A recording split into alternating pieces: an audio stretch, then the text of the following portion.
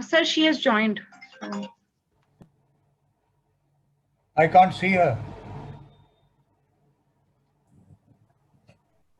Hello, sir. Hello, Vanita, you are there? Yes, sir. Good afternoon, sir. Good afternoon. Good afternoon. Good afternoon. Good afternoon, sir. Good afternoon. Now I can see you and hear you also. Yes, sir. So, Vinita, this is entirely your session on a very important topic, CSR policy to practice and new CSR amendment rule 2021.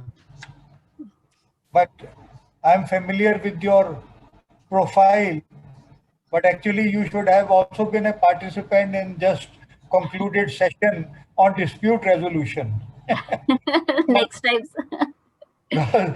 Vanita, you see, is a senior member of the dispute resolution team of Ketan and Company in New Delhi office. She's an advocate on record in the Supreme Court also, has about 25 years of experience in a variety of matters, including matters relating to constitutional laws, taxation laws, environmental laws, civil laws, corporate laws, mining laws, forest laws, oh my God, shareholders disputes, and arbitration, both domestic and international, and insolvency matters. So she is the moderator and chairperson of this session, very important session. She would in turn introduce the other eminent panelists who are participating today in this very important session on CSR. So with these remarks, over to you, Vinita, to take it forward. Thank you. Thank you, sir. Thank you so much. Good afternoon to all. I'm very pleased to introduce the panelists who are experts in CSR and FCRA, my co-partners Sharad Abhyankar and Vivek Shriram. So over to you, Sharad, to start the presentation. Thank you. Thank you. Sharanya, if we can start the presentation, please. So first of all, thank you very much for the opportunity for offering us this opportunity to co-partner with Indo-American Chamber. It is indeed a privilege to share our knowledge and our experience on the subject, which in last 2 months has been the most debated subject in Indian industry. So before we begin the discussion on corporate social responsibility, I just wanted to express that I hope all of you at your respective locations are staying safe, staying healthy, and we hope that you are discharging the individual social responsibility of wearing masks, keeping social distancing, and wherever possible you are trying to get vaccinated as fast as you can, and you are also motivating others to do that so that we can come back to our normal life pre COVID-19. So talking about corporate social responsibility, send a slide please. The social responsibility of business has never been new to Indian business. It was always articulated by even Mahatma Gandhi to say that any businessman, any entrepreneur should really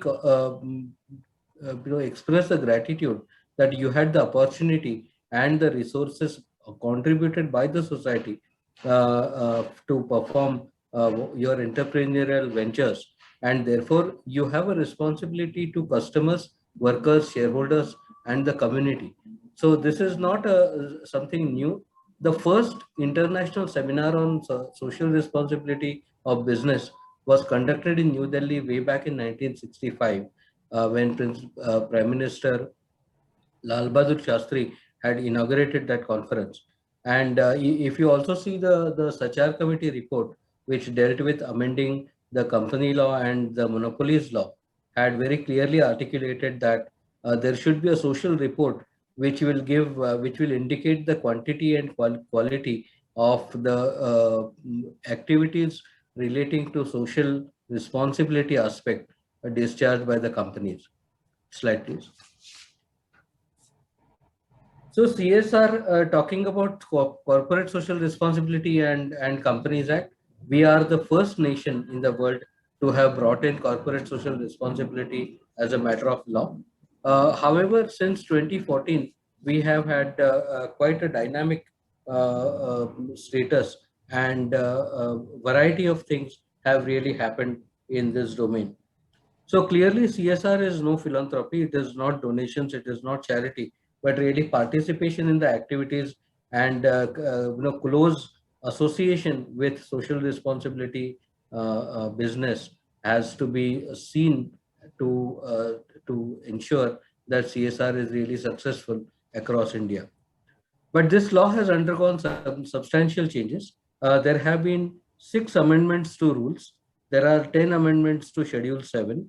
There are 3 amendments to the Act itself. 2 high-level committees focusing only on corporate social responsibility and the compliance. There are 2 company law committees who have also dealt with this. There have been 8 circulars and 16 notifications. So you can see that the law has been very, very dynamic and evolving over last several years. So just to begin at the very foundational level, which companies are required to do the comply with the CSR obligation? Every company during immediately preceding year, if it has 500 crores of net worth, 1000 crores of turnover, or a net profit calculated in accordance with Section 198, those companies will be required, slide please, So very will good, be sir. required to spend on corporate social responsibility. The Support amount that they are required to spend on corporate social responsibility is to the tune of 2% of the average net profits for previous 3 years. And so based on that computation, the company needs to spend, and the board of directors need to really make sure that they are monitoring how the expenses are being utilized. Some questions have always been asked that can the company not use its own resources for like goods and services? Can there be contributions in kind? The legal response to that is contributions in kind are not currently permitted under the Companies Act as it stands today, but efforts are being made, representations are being filed with MCA, and we will need to await for clarifications to come in. Slide, please. So 22nd January 2021, something major happened in our lives when we look at the regulations. And what it did was, with a prospective effect, the law was amended. 2019 Companies Amendment Act, 2020 Companies Amendment Act were notified on that day.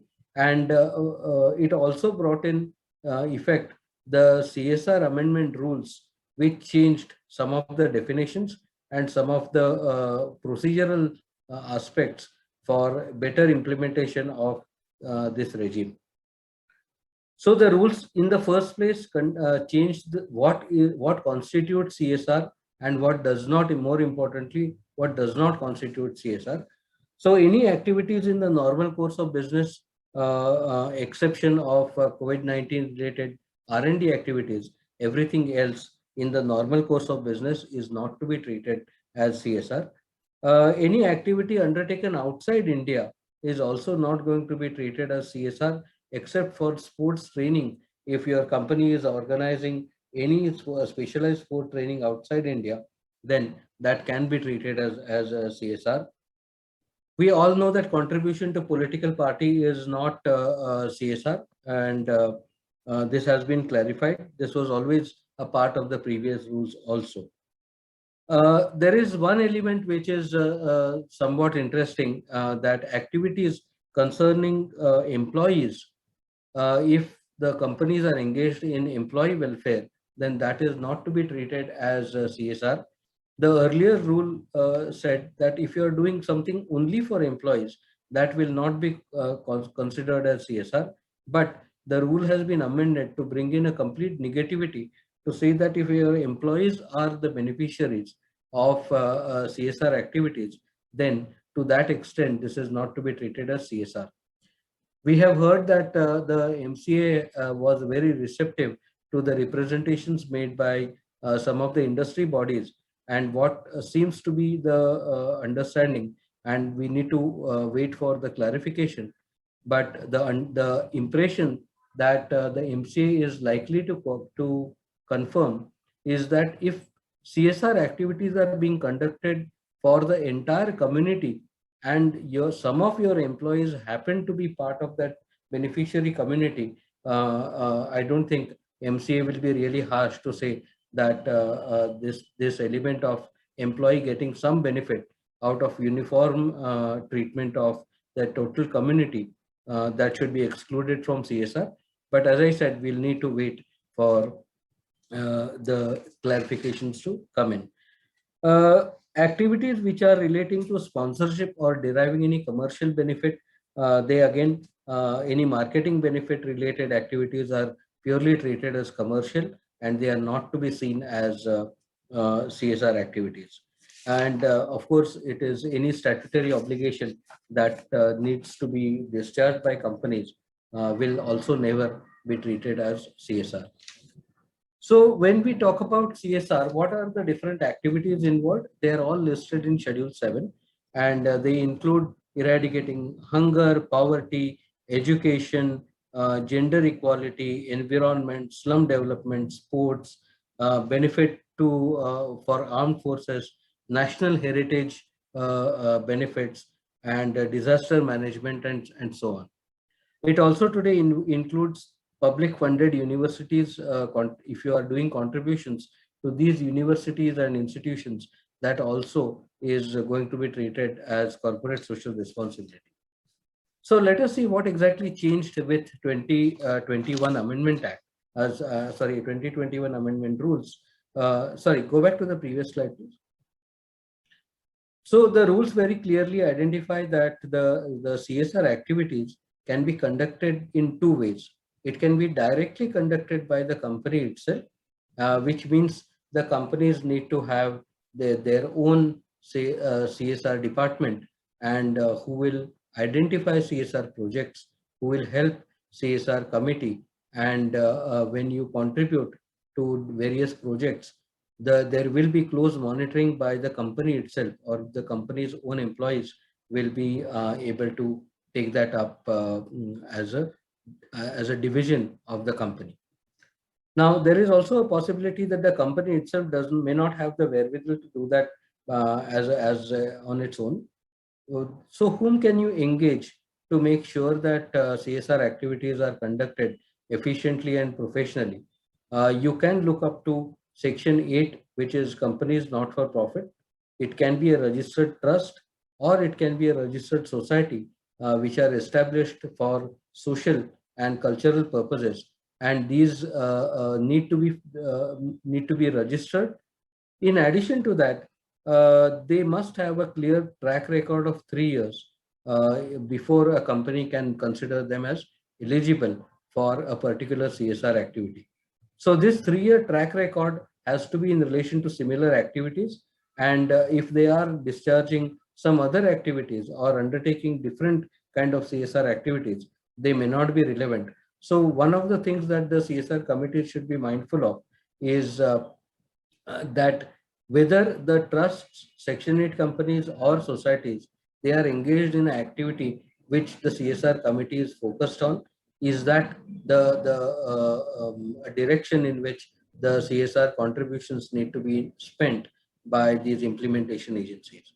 So what really is new post 22nd January? First and foremost, there is a technical eligibility condition that has come in. So before I come to that, I may only mention that if a Section 8 company, trust, or a society, if it is established by the company itself, then the 3-year track record, of course, does not apply, and a company so formed can, of course, start undertaking CSR activities from day one. While I said that, there are two other conditions which have been brought in with effect from January 21, and that condition needs to be clearly kept in mind, because it goes to the root of eligibility of these institutions to carry on CSR activities on behalf of CSR contributing companies. The technical requirements are that these institutions which are outside your company as an organization, they must have registration under Section 12A as well as registration under Section 80G of the Income Tax Act to be considered as eligible implementation agencies. So if you are not registered under Section 12A and 80G, the entities or trusts or societies will not be eligible for receiving CSR contribution from 22nd January 2021. So we need to bear in mind that even if it is your own Section 8 company, unless it had a registration under 12A and 80G, you should not be contributing to such society or Section 8 companies without first ensuring that they are compliant of this technical requirement. What will also happen is a new change, a new additional registration requirement that will come in from 1st April 2021, and that refers to registration of these third-party agencies under the Companies Act itself. They will have to file a Form CSR1 along with appropriate KYC documents, their registration documents, Section 12A and 80G certifications, and the Ministry of Corporate Affairs will generate a unique registration number, and this registration is mandatory with effect from April 2021. So all companies need to be very mindful. They will have to look out for primary eligibility of institutions from 1st April, and those 4 essential conditions are that the institution is either a Section 8 company, a registered public trust, or a registered society. Number 2, it has a unique number issued by the Ministry of Corporate Affairs. Number 3, it must have a 12A registration, and number 4, it must have a 80G certification available with that institution. Now I will pause here for a minute and I want to talk about 12A and 80G. There is also one change that has happened because of Finance Act of 2020, that every institution which was hitherto registered under 12A and 80G is also required to re-procure the registration under 12A and 80G on or before 30th June 2021. So this is a change which all the trusts, all the societies, all the Section 8 companies need to bear in mind, that just because you had a permanent 12A or 80G registrations in the past, the regime has changed. After 1st April 21, but within 3 months thereafter, you need to apply and obtain fresh 12A registrations and 80G registrations under the Income Tax Act, and they are not going to be permanent. They will be valid for only period of 5 years, and at the end of 4.5 years, these registrations will have to be applied for renewal. So that's a procedural change which the companies as well as the trusts and societies need to bear in mind. Slide, please.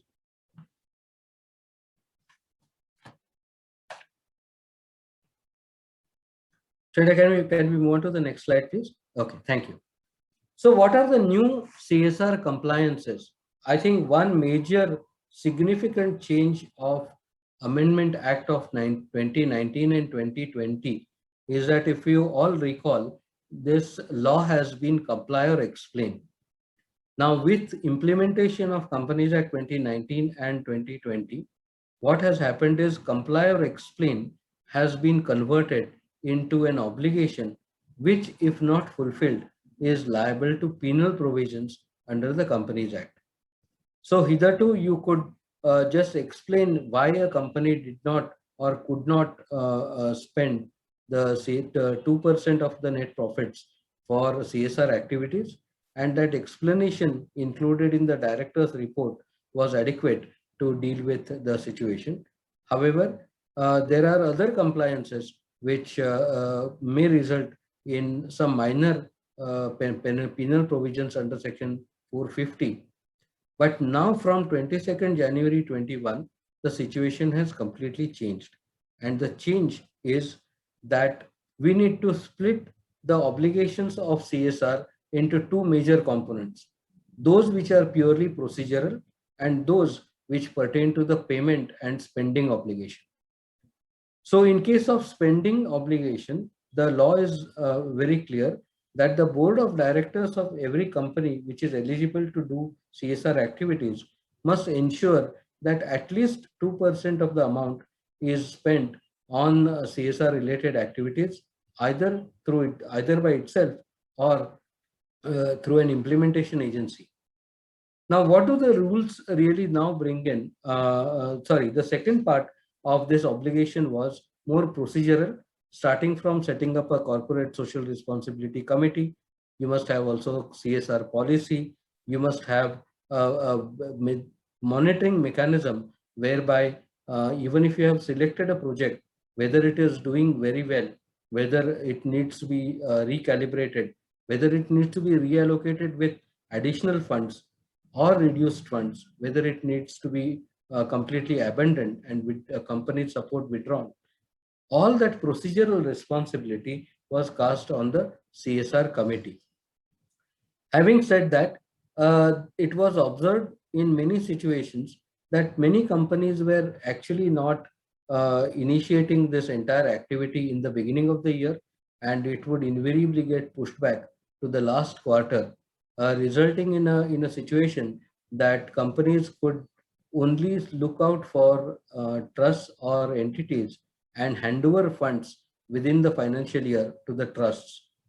Some of the companies have claimed that this was adequate compliance, and I would, with respect, I would like to differ with that simply because please look at the obligations under subsection 5. It clearly identifies that the board of directors of every company is required to spend the amount of 2%.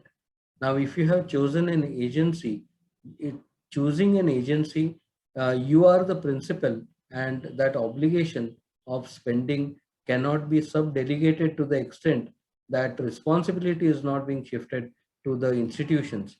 So the company and the board of directors will continue to be primarily responsible for actual spends. And if the amounts are not being spent, even by those trusts and institutions, there will be a problem. Those non-compliances by the societies, trusts, and Section 8 companies will cascade back into your companies, and therefore the compliance by the companies of these obligations are secondary.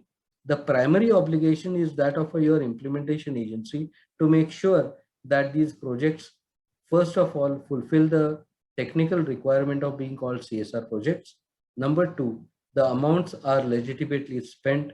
Number three, there is an appropriate utilization certification that happens and is being offered to the CSR fund contributing companies. So then what are the major changes? First major change going forward from 22nd January is that every company will be required to have an annual action plan. And this is what I just referred to, the behavioral pattern of many companies to push it back to the last quarter. I think the message is loud and clear that CSR is a very serious professional business. And to keep it professional, every company must have an annual action plan, which will contain certain items which are listed here, which will contain the list of projects, which will contain the manner of execution, which will contain the modalities of utilization and also implementation of the project, and what is the monitoring and reporting mechanism. So these are some of the essential aspects of the CSR activity as such. So whether you are doing it in-house or whether you are getting it done through an agency, the emphasis is that it has to be very well planned activity, and it must be seen in a document called annual action plan. There are large projects which may require the companies to assess the need and impact assessment. That also will form part of your annual action plan. So from there, we move on to the next section, which is dealing with what if the companies are not able to spend the 2%. So one of the things that was clearly only capable of an explanation has been removed, and the companies are now required to clearly spend, or they are required to contribute to the funds which are listed in Schedule 7. There are two models which are given to the companies who cannot spend during the financial year. The companies can choose to transfer the unspent CSR amount to the funds which are listed in Schedule 7, which include Swachh Ganga Abhiyan, Prime Minister Relief Fund, PM CARES Fund, and so on and so forth. In the alternative, the companies can also choose projects which are multi-year, and these are ongoing projects. So let us understand what exactly is an ongoing project. Ongoing project has multiple features.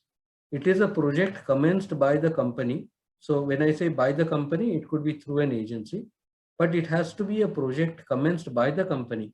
Sorry, Sharanya, stay on the previous slide. It has to be a project commenced by the company. It should be ideally a project which has been initiated during the financial year and approved by the board of directors, so that you, but the completion of that project, the implementation of that project is going to take longer than the financial year. Now, please bear in mind that the CSR committee keeps on functioning throughout the year. It's not that you have once in a year or at the beginning of the year, you have identified all projects and they will run for the whole year. Usually the CSR committee will look at it more dynamically, and therefore what will happen is you may have to consider projects mid-year, in October, in December, or even in March. So any project which has commenced during the financial year but crosses over beyond one financial year, that should be treated, and that can be treated as an ongoing project. So what can the company do with an ongoing project? Surely because the amounts are not going to be spent in just one financial year, the company can commit a budget, and if the amounts remain unspent in relation to those earmarked projects, the company need not transfer these committed funds to the Schedule 7 funds, but companies will open within 1 month an account called unspent CSR amount account, and it will transfer that unspent CSR fund or the budget of the company into that account. How long can you maintain this account? This account is available for 3 years. The funds which have been earmarked for specific projects, the company can keep on spending out of this unspent CSR account, and it will continue that activity for 3 years. If the funds are not capable of being utilized in a span of 3 years from this unspent CSR account, then at the end of 3 years, the amount needs to be transferred to Schedule 7 funds, and they cannot be utilized, or they lose complete control on, the companies lose control on those funds.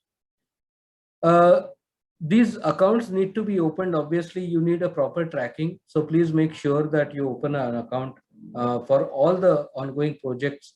You don't have to open separate accounts for each project. You can have one consolidated account which is named as an unspent CSR. Another change that you see is the administrative overheads have been now defined. These are expenses which are like fixed costs for conduct of CSR activity, and the limit for both the company's CSR department or any independent agency which is delivering these projects, the financial limit of administrative overheads is maximum 5% of your overall CSR expenditure in a financial year. What is more critical, and this is an immediate impact provision, that chief financial officer of a company will be required to certify that the funds have not only been disbursed but have been utilized. So I think we all need to remember for a fact that as of 31st March 21, the companies will need confirmations from the implementation agencies that the funds have actually been utilized and have been deployed for CSR activities. You have also an obligation to display the CSR committee composition and CSR policy, as well as the projects approved by the CSR committee on your website. Now, that's not a compulsion to have a website, but if you have any website, it should be disclosed fairly on that website. And the other disclosure, of course, will be through your director's report, where a new format of CSR committee report, which is attached to the director's report, that has been prescribed under the regulations. The last part of the amendment is crucial for larger projects. So if any company has been spending more than 10 crores every year for past 3 years, for past 3 financial years, then you are a company which is directly getting impacted by this new provision. Please look at the projects which had a financial outlay of 1 crore or more, and these projects, after they are completed and 1 year has gone by after the completion, so because you are trying to assess the impact of the project, it is not on the next day that the project is completed, but what is really the effect on the society as a consequence or as a measurable impact that you have caused to the social development. That impact assessment needs to be carried on a mandatory basis for projects which are more than 1 crore of a financial outlay. So that's broadly the scope of the new amendments. And if in can we move on to the next slide, please? If in case the companies are so how does the CSR liability really flow in terms of compliance? Let's start from the bottom of this slide, that the 2% amount was actually spent, the projects are complete, and the board's report fairly discloses all the projects and how the amounts have been spent. If the amount remains spent, if the amount is in excess, so you had a 10 crore budget, but you have actually ended up, or you have decided to spend more than 10 crores, any excess amount that you have actually incurred or spent during a financial year, you can get a set off in subsequent financial years from the CSR obligation. My experience is that the companies who are willingly spending more than their 2% will continue to anyway spend that over and over again for the coming years. But this is just a beneficial provision to say that if in case you have spent more than your budgeted 2% limit, then you can claim a set off in the subsequent financial years going up to 3 years. Now let us see what happens if the amount has not been contributed to in case of ongoing projects. So you have no fixed term project which are terminating by the end of the year. You have spent all the amount that was required to be spent for such projects, but you have no other earmark projects on hand. That will classically mean that you have unspent CSR fund available to the company at the end of the financial year. If these are totally unspent CSR budgets, then they need to be transferred to unspent CSR account the Schedule 7 funds by 30th September. However, if you have ongoing projects, and I explained to you what is an ongoing project, any project which goes beyond more than 1 financial year, but has a limitation up to 3 financial years after the year of commencement, and you keep on spending from this financial year's budget on those projects, then you do not have to transfer that fund to the Schedule 7 funds. The amounts will be withheld by the company in a separate account called unspent CSR account. This activity must be completed by 30th of April, and within 3 years, this amount needs to be actually spent and utilized towards CSR activities in 3 years' time after it has been transferred to the unspent CSR account.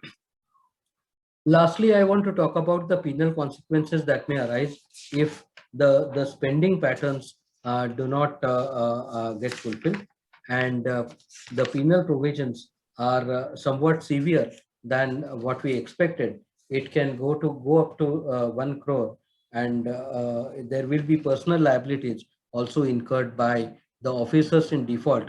So we have to be mindful of the fact that this law has completely changed from comply or explain to comply or be punished, and the liabilities are substantially more than any other non-compliances under the Companies Act. I want to stop here and bring in my partner Vivek to talk about Another linked law, which is dealing with if foreign contribution. And so what you see on screen is consequences of CSR non-compliance, that the company's penalty could be as high as twice the unspent amount or 1 crore, whichever is less. But on other disclosures or other non-compliances, the penalties are lower. These are under section 450, and the first time offense could be as low as 10,000, but subsequent offenses or continuing contravention could lead to somewhat higher penalties. So Vivek, over to you to discuss the FCRA and how it is linked with the CSR obligations of some of the trusts. Thank you. Sure. Thank you, Sharad. Just before I maybe just get into the topic, just to give context in terms of why FCRA is relevant from a CSR standpoint. As was mentioned earlier in the slide, clearly today Indian companies can discharge their CSR obligations through what are implementing agencies recognized under the Act. And these implementing agencies are largely trusts, societies, or Section 8 companies, which have a definite social, social objective in that sense. So I think it's in that context that, and it's important to also note that the obligations on CSR under the Act apply not just to Indian companies, but also foreign companies which have branch offices in the country. So a foreign company with an Indian presence is still subject to meeting the thresholds with respect to net profit vis-a-vis their Indian operations, will still need to discharge CSR obligations. And it's important to then ensure that the agencies through which they discharge CSR obligations in India are compliant with some of the regulations under the Foreign Contribution Regulation Act. So that's maybe just the context in terms of why this is relevant from the standpoint of this topic. There are two essential components or defined terms under the regulations which may be relevant, and one is, and that's before you, and one that is foreign contribution and foreign source. So from a legislative standpoint, what the Foreign Contribution Regulation Act effectively says is that entities which have a cultural or an educational or religious program are not permitted to receive any foreign contribution without the approval of the Government of India. If you're not registered with the Government of India under the Foreign Contribution Regulation Act, then you can take these approvals on a case-to-case basis for a defined project. In order to determine, and therefore it's relevant to know what is foreign contribution. As the name suggests, foreign contribution would mean anything of value that you receive from a foreign source, and more often than not, that is in the form of cash or securities. So if there is, let's say, a charitable organization in India, that entity necessarily needs to be registered or permitted by the government before it receives any foreign contribution from outside the country. And a foreign contribution would mean cash or securities or anything of value, not for personal purposes, that you receive from a foreign source. A foreign source would necessarily mean any body corporate or multinational which is outside the country, except subject to certain exceptions that the government is provided. For example, the government has recognized the fact that anything of value that you receive from an entity recognized by the United Nations doesn't fall within the purview of a foreign source. That's not a foreign contribution. So then you don't fall within the realm of this act. Or otherwise, there are certain other, so IMF or the World Bank, for example, are exempted institutions. So by default, when body corporates have set up implementing agencies or using implementing agencies to discharge their CSR obligations, as a matter of fact check, you should ensure that these agencies are otherwise FCRA compliant, lest they fall on the wrong side of the law, in which case there are penal consequences, in which case this has a cascading effect on these companies' ability to discharge their CSR obligations going forward. Sharanya, you can move to the next slide, please.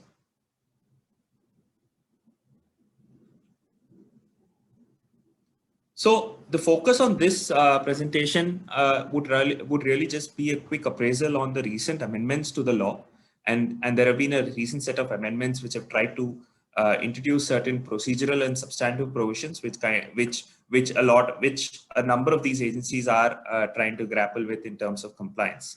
And I think the first key change which is being introduced is now any entity which is seeking any form of foreign contribution necessarily needs to open a specific bank account with the main branch of the State Bank of India and designate that as their FCRA account. Earlier, you could receive this consideration to any bank maintained with the scheduled commercial bank in India. Now, this has been streamlined to suggest that the first port into which any form of foreign contribution subject to prior approval of the government that the money is received into is necessarily this account. And there has been a timeline of 1st April 2021, which has been granted, by which all these organizations need to open this bank account. The law also provides that while after receiving this money, these entities are permitted to open separate bank accounts with other banks and transfer this foreign contribution into other bank accounts. There is no restriction there, so long as this doesn't get mixed up with other sources of income. So any other form of domestic contributions or domestic source of income that is received by a Section 8 company or a trust or a society ought not to be mixed with what is essentially foreign contribution. Now, the implication of this will obviously mean a little bit of a logistical challenges for a lot of these NGOs and other organizations, where they have to maintain multiple bank accounts and clearly segregate what is foreign contribution, the purposes for which they're used, and what is the other sources of income and any other form of domestic contribution. The next key significant change would really be the fact that the government has now sought, at the time of seeking any prior permission or seeking a registration under the Foreign Contribution Regulation Act, members of the governing council of all these entities and the key office bearers ought to be submitting their Aadhaar details to the government as part of the application. This is more a stricter KYC check that needs to be verified as part of the overall streamlining of the application process that the government is undertaking as part of the legislation. And also to keep a record on who the governing members are and who the key members of these organizations who receive foreign contributions. The third significant change, and which we'd like to highlight, and which is a slight difference from what the law earlier provided, is that today, with the amendment, there is a clear prohibition in terms of transferring any foreign contribution received to any other entity, whether or not that entity has a foreign contribution registration under the FCRA or otherwise. So just to give context, before the amendment, I could still be a Section 8 entity, receive foreign contribution, and donate a portion of that foreign contribution received to another NGO or another implementing agency which has a foreign contribution registration. And I did not need any government approval of sorts. Pursuant to the amendment, today, there is an embargo on entities from transferring these funds to any other entity, whether or not there is an FCRA registration. Sharanya, if you can just move to the previous slide. The fourth change we'd like to highlight is a reduction in the total quantum of the foreign contribution that can be utilized towards administrative expenses. Prior to the amendment, entities which were falling within the realm of foreign contribution could utilize up to 50% of that amount towards administrative expenses. And this helped a lot of larger NGOs which were reliant on foreign contribution, which are larger in scale and number, to manage day-to-day expenses, including salaries and other operational expenses per se. To clarify, administrative expenses does not entail any amounts expended towards the key object for which the institution is in play. So I could be an NGO, operate a school, and salaries to teachers in the school will not fall within the realm of administrative expenses. But administrative expenses would mean salaries to my own staff who help in what the social organizations do entail. Now, what this is intent, and presumably the intent behind this, is to ensure that foreign contribution which comes into the country is actually utilized for the purposes for which these institutions have been set up and the reason why they are availing this foreign contribution, as against defraying these expenses into day-to-day expenditure. Of course, it comes with its own pitfalls in terms of larger organizations who cannot scale up and who will need significant amount of foreign contribution to run their organization and who don't have other sources of domestic funding. If you can move to the next slide. So those were largely the procedural changes that have entailed, and I believe organizations are having their own. There are still pros and cons in terms of organizations clearly trying to deal with these procedural changes. Insofar as the substantive changes which have been brought into the legislation today, the first change that is really happening is that today the central government can initiate summary proceedings if there is an initial finding that there is a prima facie violation of the provisions of the FCRA. Basis initial inquiry proceedings, the government can prohibit the organizations in question pending such inquiry from utilizing the funds received under the FCRA regime until such time the proceedings are complete.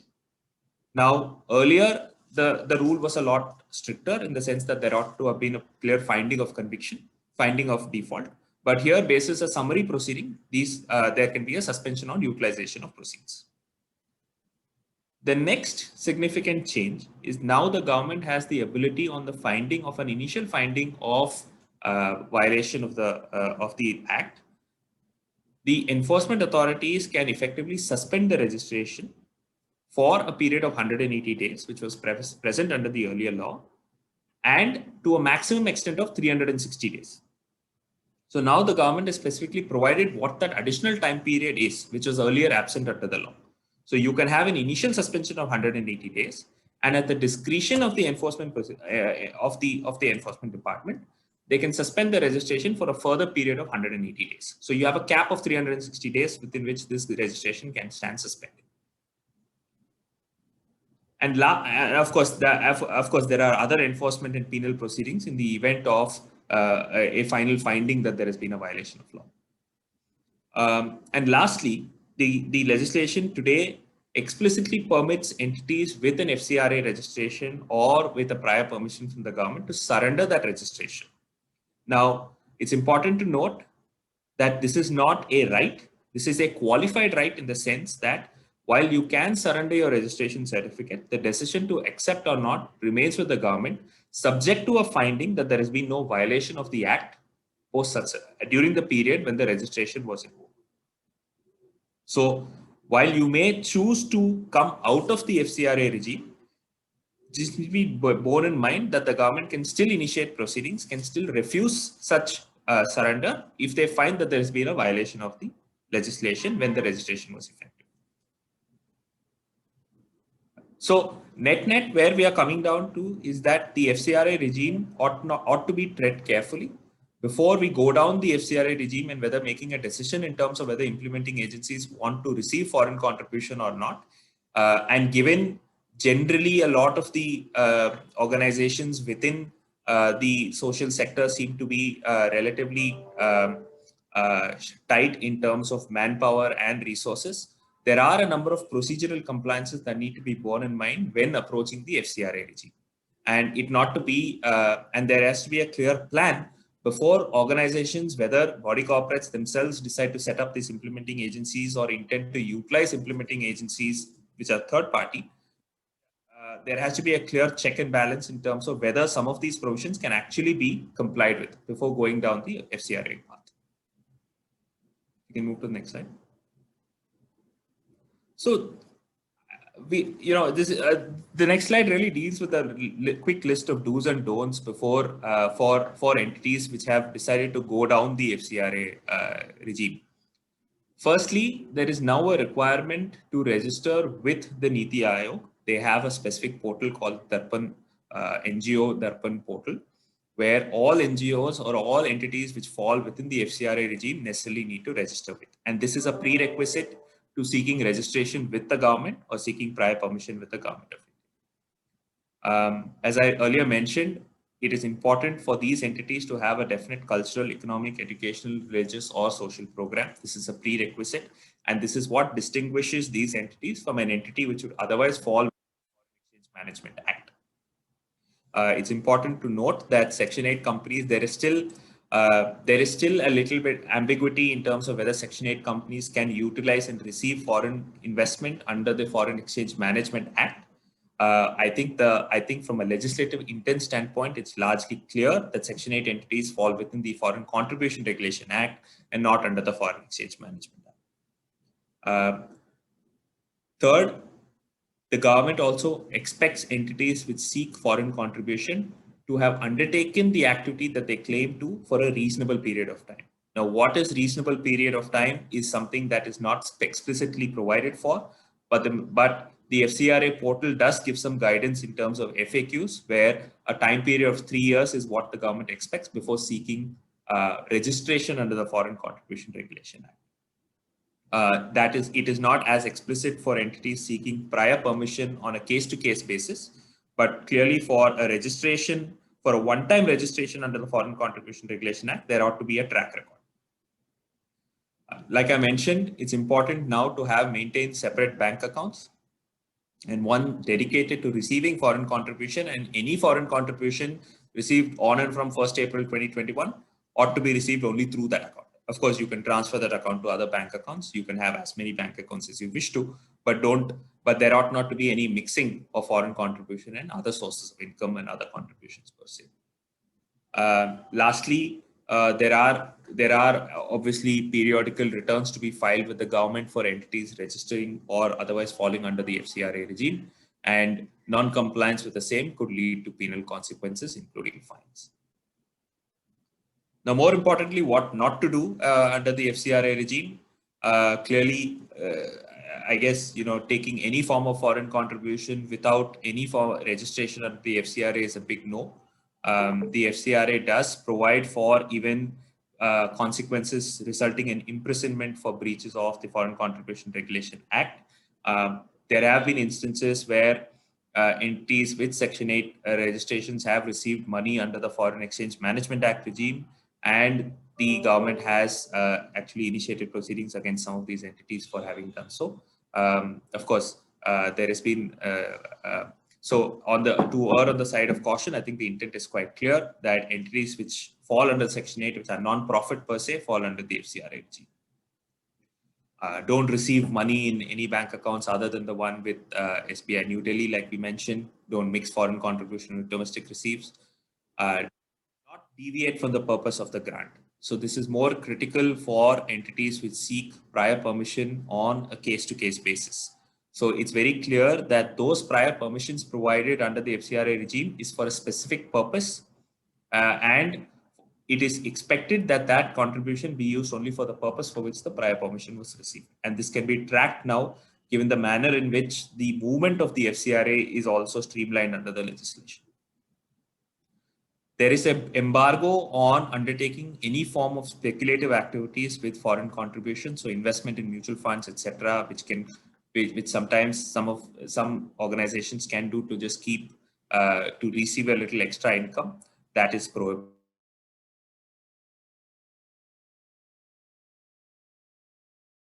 Statement about the current cap, which has now been capped at 20%, is now prohibited. I think this is just a summary of the key do's and don'ts, just for everyone's reference. Thank you so much, Sharad and Vivek, for your insightful presentation. Just a few questions for you both. Sharad, firstly, you spoke about some of the activities that could be considered under the ambit of corporate social responsibility. And now in the 2014 rules, CSR was given a wider meaning with the use of the words mean and includes, but not limited to. And now, do you think the new definition with the use of the word only mean is restrictive, implying a hard and fast definition? Say, for example, can a company dealing with healthcare products carry out CSR for promoting healthcare and distribute its own healthcare products free of cost? Can this be said to be dealing with CSR activities? Where does one draw the line on CSR campaign awareness and company marketing? Also, is there any ambiguity still remaining in the phrase in the normal course of business? You're on mute, Sharad. Yeah, I said you have rolled 3 questions into one, but let me take them one by one. Okay, any activity in the normal course of business, yes, indeed, that is a challenge, and the representation that companies should be allowed to use its own goods and services, that has been part of the debate right from 2015 high-level committee itself. So if you ask the accountants, they are fine till the time it is transparently disclosed what is being used for CSR. I think the Ministry of Corporate Affairs currently is looking at the language of the statute, which is somewhat rigid.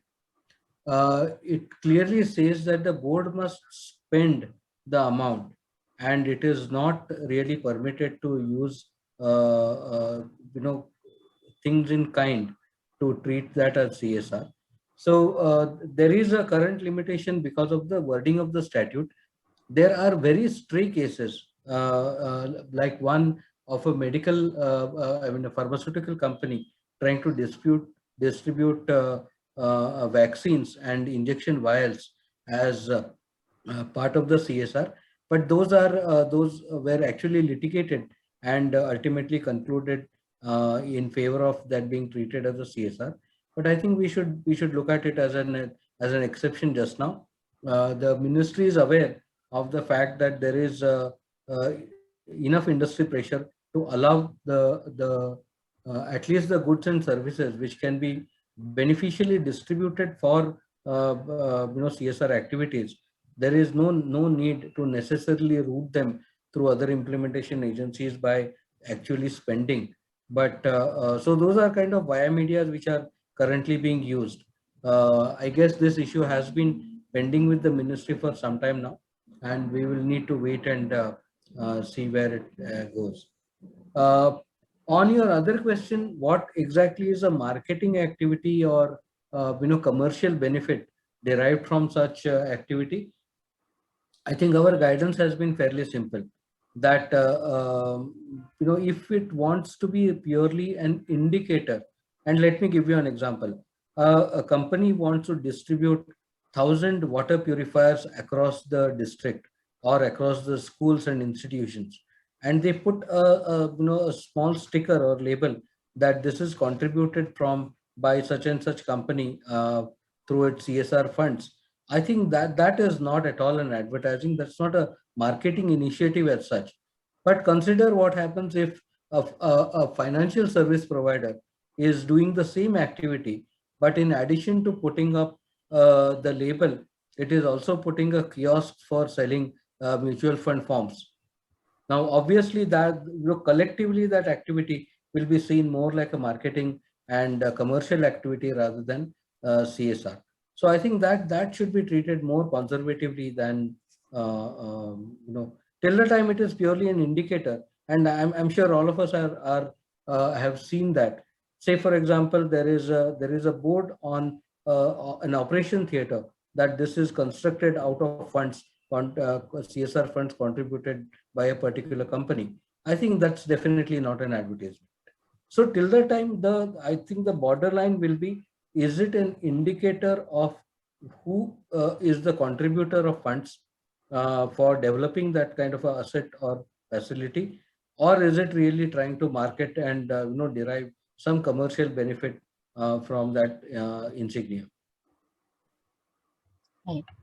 So, Sharad, what are the practical difficulties you foresee with the amendments made in CSR implementation and CSR expenditure provisions in the rules, especially the capping of administrative overheads at 5%, transfer of capital assets, monitoring, etc.? And also, is the 3-year timeline on ongoing multi-year project feasible?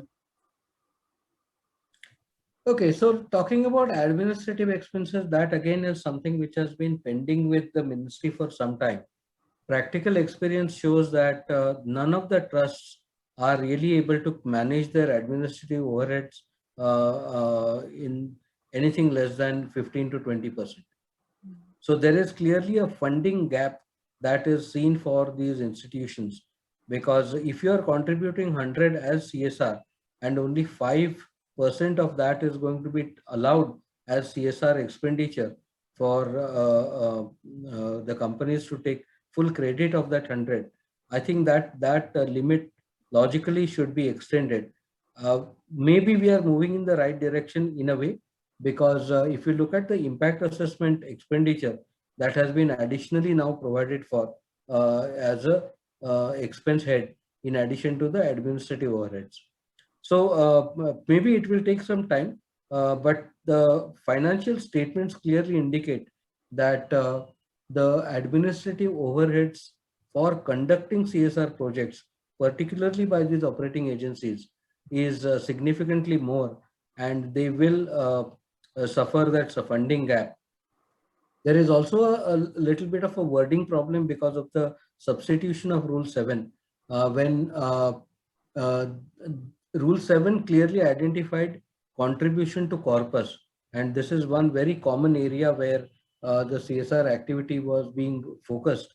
Today, that has been deliberately omitted. So we do not know what exactly was the intent, but very legalistically speaking, unless the contribution is being either completely utilized within the financial year, I would say please treat contribution to corpus with utmost caution, because there is a deliberate change of stance in the rule drafting itself. In utilization, I think there are different models and there are very different challenges. There are many companies who have been contributing to trusts and not really either seeking utilization, or that utilization is actually deferred to subsequent financial years. So this is something which we will have to, the companies will have to be more vigilant.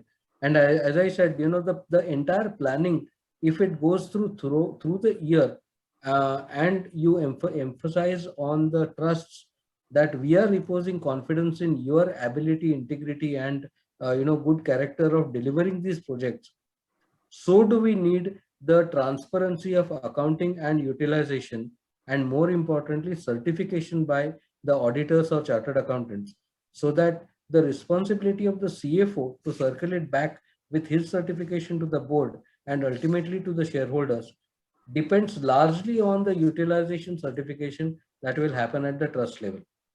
So a lot of responsibility on the implementation agencies, because their non-compliance is going to land up the companies to suffer major penalties. I think that message, if while selecting the agency, if that is emphasized, I think we will reach the desired outcome. Right. Over to you, Vivek. Now, can you throw more light on the impact of amendment to Section 7, where transfer of any foreign contribution registered under FCRA to any other entity, including those who are also registered under FCRA, is prohibited? So, is there a difference between transfer and utilization? You mentioned funds received in FCRA account could be transferred to other accounts, provided there is a demarcation. So, which scenarios would not amount to transfer of funds as envisaged? So I think the first casualty of this rule would be this practice of subgrants, right? Which a lot of foundations across globally have, in terms of contributing to a particular entity with the expectation that the grant agreements that the first level of an institution then provides subgrants to other NGOs and charities in the country. Now that's something that would be the first casualty of a rule like this. This is pretty common with a lot of foundations which are set up outside India and then remit to charities in the country for tax purposes and otherwise across. So what would constitute a transfer would be effectively not expenditure towards a particular social objective. So if NGO A transfers to NGO B, that's straight away a form of transfer. I think bank account, the way it is structured is NGO A can have 2-3 bank accounts and then use the same FCRA money and transfer it within its own name. Utilization would be actual utilization towards a defined objective that the NGO is set up or is pursuing. That's pretty much the question, the most straightforward answer. And it was quite common for a number of organizations outside. And this would be critical also for companies which do not necessarily have an Indian presence. So if it's an Indian subsidiary which is foreign owned and controlled, that contribution to a charity is still not considered a foreign contribution. There is still clarification under the law to that effect. But if it's a direct contribution from outside the country, then that's straightforward. And then any form of further transfer to other charities from that organization would be now prohibited. And there is no rule of even taking a prior approval for these transfers. It's just an embargo straight out.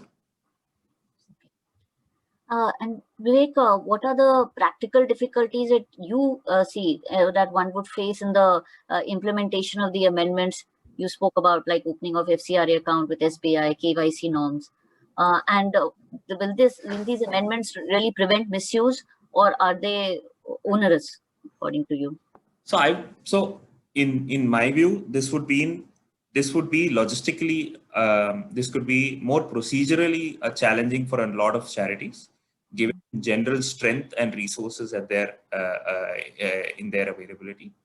And I think I would think that this is more procedural in nature in terms of ensuring that I would think that also there would be a little bit of discomfort when there is personal data being provided as part of these applications. So that could dissuade a lot of individuals and persons as part of these organizations going down the FCRA route. I mean, of course, this is my personal opinion, but clearly the extent of paperwork and the extent of supervision could dissuade a lot of charities from going down the FCRA regime, especially given the extent of oversight on the utilization of funds and the extent of information required to be provided. And that obviously then increases the extent of cross checks that the registering agencies are entailing as part of the FCRA regime, which could then extend timelines for obtaining FCRA registrations. Now, Sharad and Vivek, this is a question posed to both of you. So how practical is this deadline of 31st March 2021 for the compliances stipulated in the amendments?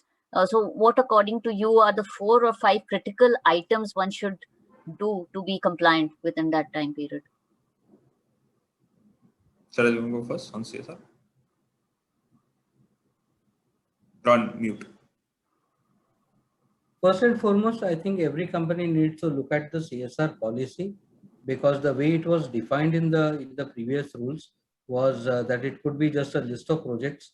Now it needs to be more like a vision statement and directions, or how the board perceives CSR activity should be carried out by the company. So there is a structural change that has happened to that entire document called CSR policy. So that's clearly the first item which every company will need to relook at.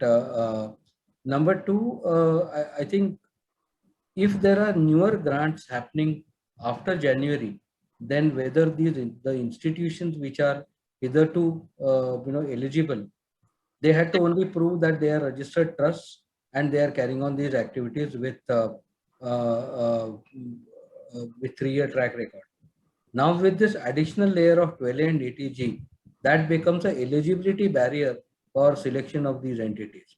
So that is something which, again, for if there are unspent CSR funds and the companies are looking for selecting even projects which can become ongoing projects, I think this 12A and 80G is an eligibility barrier which they will have to bear in mind. The third one would be whether the amount, there are practices where the trusts have been entrusted with this entire amount of the annual budget, and the utilization may be 80%, maybe 50%, maybe 20%.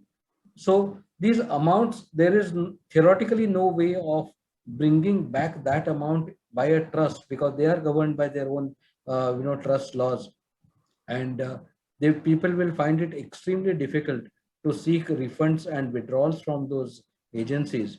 But then how exactly, is there a valid justification why that amount, which was originally projected to be utilized during the financial year, why was that not being utilized? And that justification ultimately will have to be not just taken on record, but it will have to be also projected in the director's report for March 21, because utilization certificate has become a reality with the change of law, and CFO will have to certify to the board of directors that the funds, wherever they have been deployed, they have actually been utilized.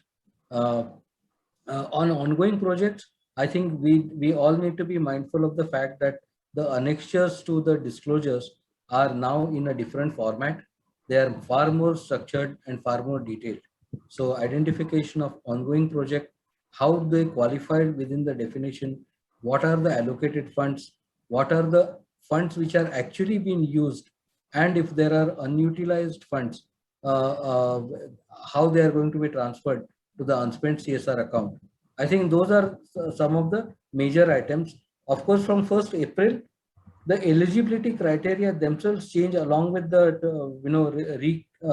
the UIN number being obtained by each of the agencies and the new 12A and ATG registrations. So that's a completely different ballgame. I think first quarter is going to be procedurally very challenging for entities how to fund for the CSR activities, because newer grants cannot happen without the entities being eligible as per the new regulations.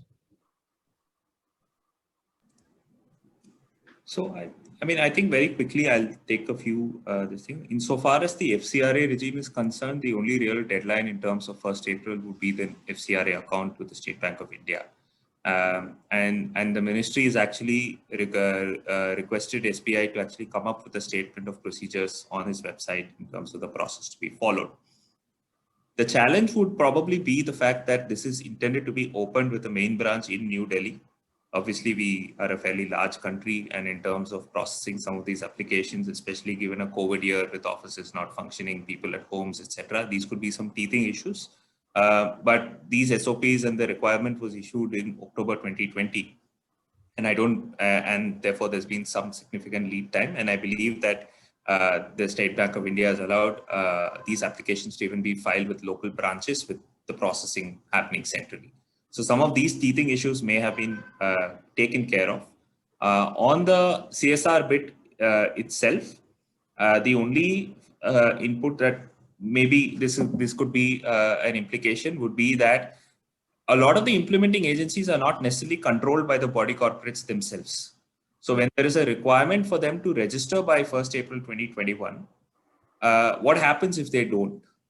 Right? Can these companies then still utilize these implementing agencies for their CSR obligations? Can they not? Yes, they're not. They are technically, it's not. They're not at fault for these implementing agencies not registering. But then, can they then still discharge their CSR obligations? What would be the implications under the law in that circumstance? Would just be something which will have to be tested. So I think that's one practical issue that may pop up. Given these tight timelines. Right. And there's no option for an extension, for seeking an extension also, right? Not as yet. Not as yet, yeah. So thank you, Sharad and Vivek. We sincerely hope that the session has been fruitful for our audience. Vansham, may I now request you to take any questions that we may have from our esteemed audience for Sharad and Vivek? Thank you. Thank you, ma'am. Thank you so much. Thank you for such an insightful session. This time we'll be getting questions from audience offline. However, just as a very general question that has probably been brought up is that while we understand that one view could be that the new norms might be a compliance overreach, however, would the panel today feel that in the overall scheme of things, where earlier contributions were probably not that prevalent, this could be viewed as a welcome move? Foreign contributions. In terms of foreign contributions, in terms of the general compliance of schemes, I understand that now it could be that in terms of foreign contributions, you have to make a lot more compliances, as the panelists rightly pointed out. But could that be now a welcome move in terms of actually having to know how in the overall scheme of things these contributions would work? So I think there are pros and cons. The way I would look at it, clearly, it provides a lot more oversight to the enforcing agencies to have a lot more information in hand on foreign contributions and utilizations thereof. So if the intent is to prevent misuse, sure, there is a lot more visibility and ensuring that there is misuse. At the same time, at a very and that's an exception, right? Because you have a significant number of entities in this space who may clearly not have the wherewithal to meet with some of these requirements on a practical basis. So, I mean, one view could really be that in order to maybe regulate a minority, have the majority been collateral damage, right? So a lot of body corporates do ultimately have captive implementing agencies where these are pure, clean CSR structures, etc. Now, ultimately, yes, is it wrong to receive foreign contribution? No. Is it wrong to misuse foreign contribution? Surely, yes. But the question is then, is it practically feasible for a lot of these organizations to fulfill these? And the ultimate result consequence could be that some of them organizations may take a call that you're better off not doing it and not receiving this contribution at all. I think that's one way to look at it. Just to add, I think the misuse of these organizations for as mere fund aggregators, I think that was being really questioned when it proposed that no transfer of funds.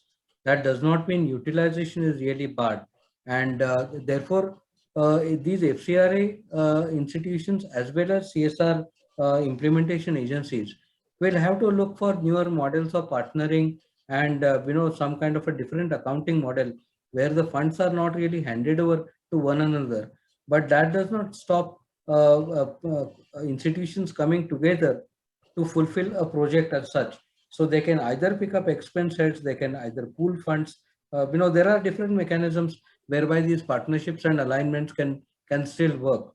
So it does not mean that the CSR activities or the socially beneficial activities will come to a standstill. I think there are ways and means to more collaboratively work to ensure that it can happen. Thank you, sir. Thank you. If there are no more questions, I think with that we come to an end of our session.